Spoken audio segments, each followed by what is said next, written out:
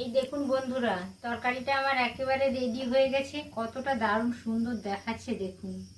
এইভাবে আপনারাও ট্রাই করবেন। ইলিশ মাছ যেমনই রান্না হোক, খেতে কিন্তু অসাধারণ লাগে।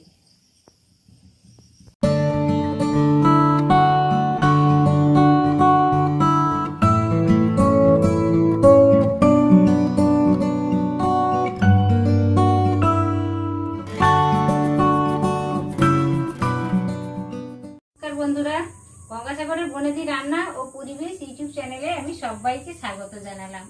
এখন তো বর্ষাকাল চলছে, প্রচুর পরিমাণে ইলিশ মাছ পাওয়া যাচ্ছে। এই দেখুন বন্ধুরা, আমি মাঝারি সাইজের 6 পিস ইলিশ মাছ নিয়ে বসে গেছি আজকের একটা রেসিপি করব বলে। তো মাছটাতে লবণ হলুদ মাখিয়ে নেব। তার আগে দেখুন, আমি কিছুটা পরিমাণ ওল এই দেখুন ডুমু ডুমু করে কেটে নিয়েছি। এইভাবে কেটে নিয়েছি। তো ওল দিয়ে কি আপনারা কখনো ইলিশ মাছ রান্না করে খেয়েছেন? হয়তো অনেকে খেয়েছেন, অনেকে খানওনি। একবার হলেও যারা খেয়েছেন তারা জানেন, আর যারা খাননি তারা বুঝতেও পারবেন না যে ওল দিয়ে কতটা ভালো লাগে ইলিশ মাছ রান্না করলে। একবার হলেও ট্রাই করে দেখুন। ওলটা যখন কাটতে হবে তখন কিন্তু ওলের খোসাটা খুব ডিপ করে তুলে দেবেন। এই দেখুন বন্ধুরা, আমি ওলের খোসাটা কতটা ডিপ করে তুলে নিয়েছি। ওল কাটার সময় কিন্তু একটু ভালো করে ডিপ করে তার উপরের খোসাটা তুলে ফেলে দেবেন। এই দেখুন কতটা ডিপ করে আমি তুলে ফেলে দিয়েছি, না হলে ওল অনেক সময় চুলকাতে পারে। ওই জন্য ওলের উপরের দিকটা একটু বেশি করে চেঁচে তুলে দিতে হয়, তাহলে ওলটা আর চুলকাবে না, কোনো কিছু না। ওলটা তো খুবই খেতে ভালো লাগে, তো ইলিশ মাছের সাথে খেতে ভীষণই ভালো লাগে। বন্ধুরা একবার হলেও ট্রাই করে দেখবেন। এই সিজনে ইলিশ প্রচুর পরিমাণে পাওয়া যাচ্ছে। এই দেখুন, উনানে একটা কড়াই বসিয়ে দিয়েছি। কড়াইতে কিছুটা পরিমাণে আমি জল দিয়েছি। এই জলে ওলটা একটু ভাপিয়ে নেব। তার জন্য আমি কিছুটা পরিমাণে লবণ দিয়ে দিলাম, আর অল্প হলুদ দিয়ে দিলাম।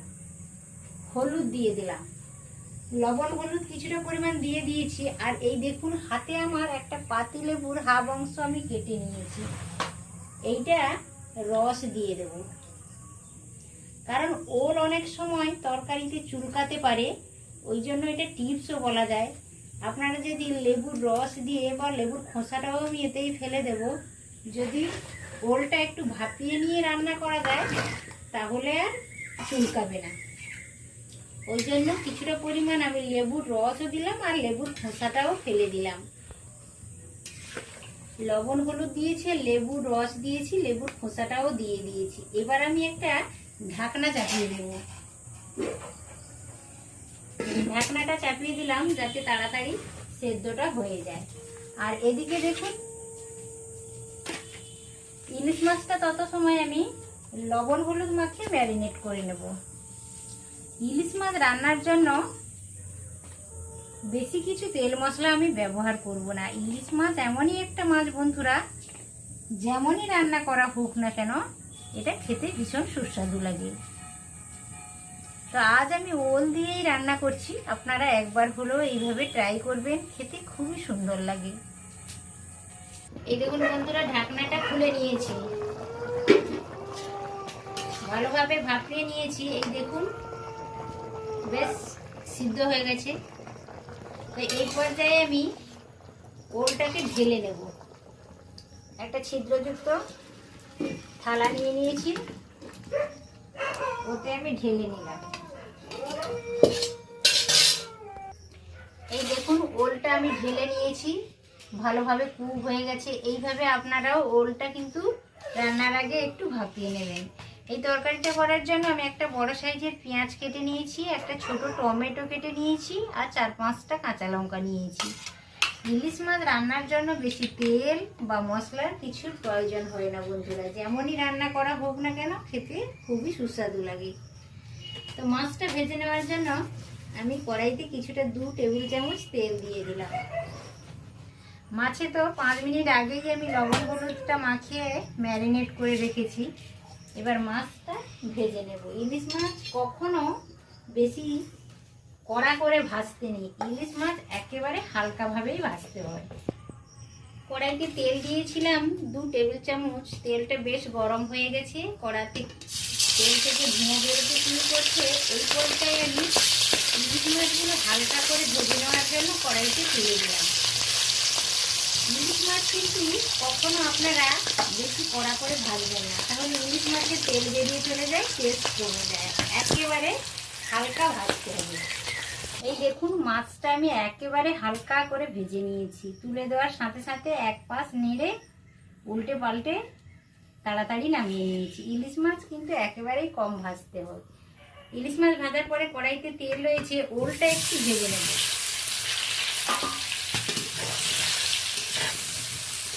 এই দেখুন 2-3 মিনিট ধরে ওলটা আমি একটু ভালো করে ভেজে নিলাম।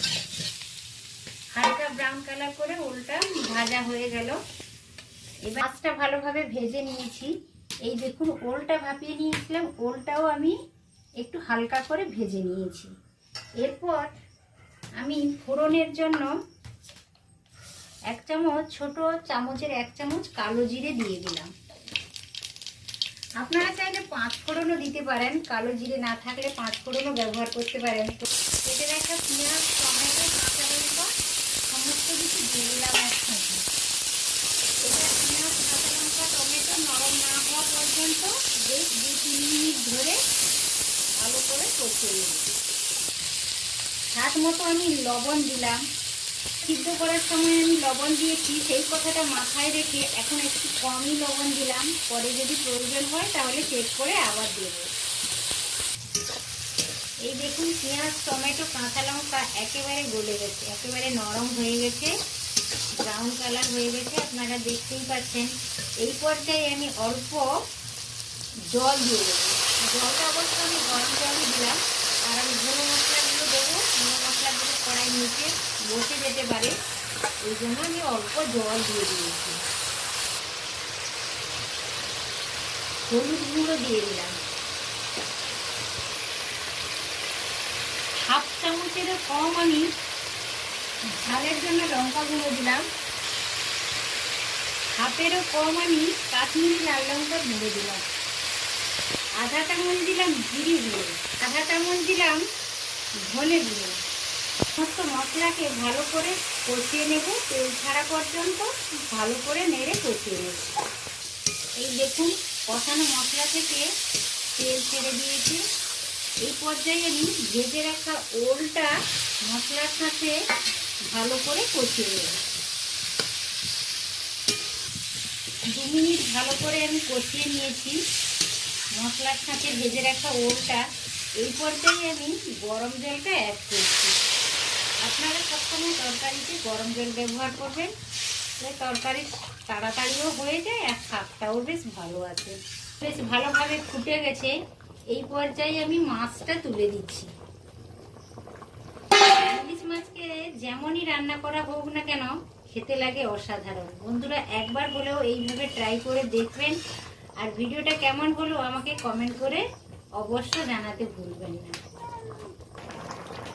এই দেখুন তরকারিটা আমি একটু হালকাভাবে নেড়ে নিলাম। লবণটা একটু অভাব পড়েছিল, আমি চেক করে লবণটাও দিয়ে দিয়েছি।